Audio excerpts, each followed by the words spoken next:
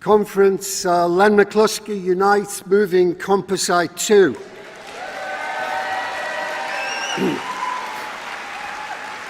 Colleagues, we live in extraordinary times. We've just gone through a summer where everything possible has been used to attack and undermine our party and our leader. But we are still ahead of the Tories in most polls, despite the smears and the sneers from the media and some in our own ranks who should know better. We have held all the incredible advances that we made last year under Jeremy's leadership. That tells us something about our country. People are desperate for hope, crying out for an alternative to austerity, fed up with inequality and the economics of privatisation, outsourcing and deregulation, and anxious about a blundering Tory no-deal Brexit.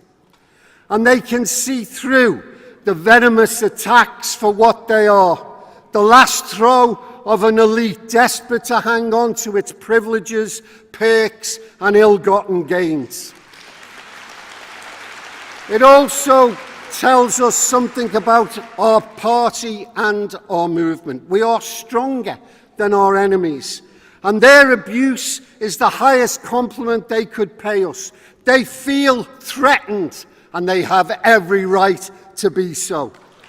Because, comrades, we're coming for their fat cat fiddles. We're going to take back the railways, water, energy. We're going to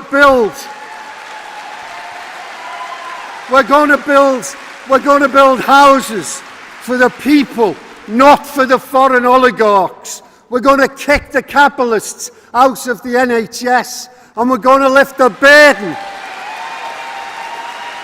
Comrades, we're going to lift the burden of debt from our young people, and we're going to give trade unions and working people their rights back so that we can look the bosses in the eye and end the abuses from McDonald's to Uber.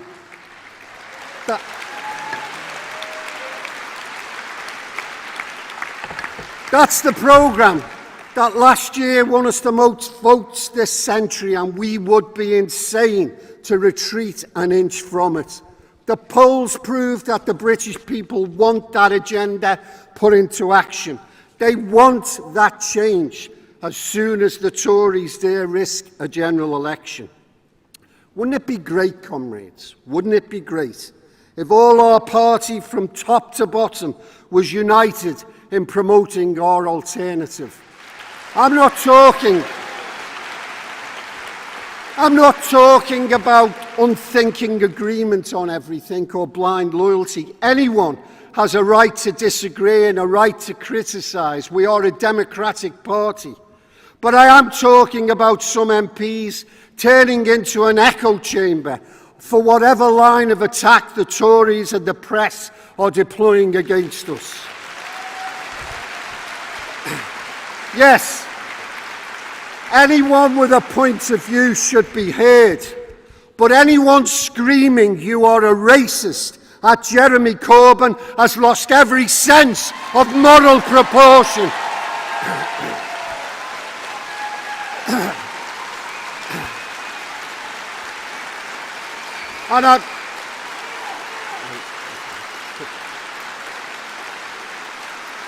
And I might add, comrades, that they've lost every shred of decency as well. Nor do we take any lessons on racism from the professional racists of the Daily Mail and the Sun. None of them have done a fraction as much for community relations as Jeremy Corbyn. Our party is the party of unity, equality and justice. It's the Tories who stoke fear and hatred. So we should not let the attacks put us on the back foot for 1 minute. It's a time for all of us, each and every one of us, to speak up for our leader, the most decent and principled man in politics today. He should not have to. Comrades, He should not have to face these attacks alone, and while Unite is here and good comrades like you, he never will have to. And let me also advise anyone who may be listening to the siren voices urging some sort of breakaway. If the centre ground is fighting for a better deal for working people and protecting our communities, look no further. It's right here in the Labour Party.